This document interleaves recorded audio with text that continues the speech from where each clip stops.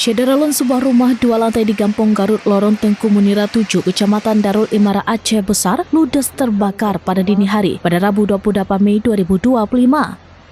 Kebakaran yang diduga akibat korsleting listrik itu terjadi sekitar pukul 4:31 waktu Indonesia bagian Barat menjelang waktu sholat subuh.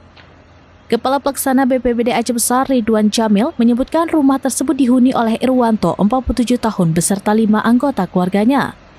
Kebakaran menyebabkan kerusakan parah pada lantai 2 rumah tersebut, sementara seluruh harta benda keluarga korban habis dilalap api.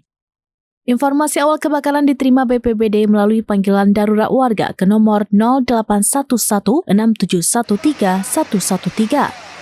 Petugas pemadam kebakaran atau Damkar BPBD Aceh Besar dari Pos Induk kemudian berkoordinasi dengan Pos Pekanbadak untuk menangani insiden tersebut.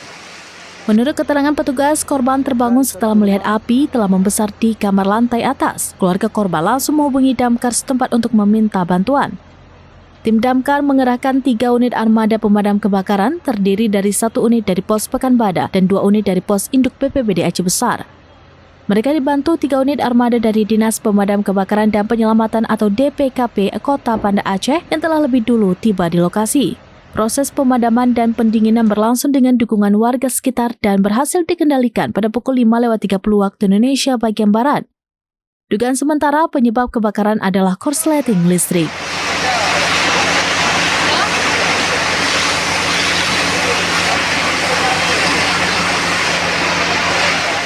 Dari Banda Aceh, Indra Wijaya, serambinews.com.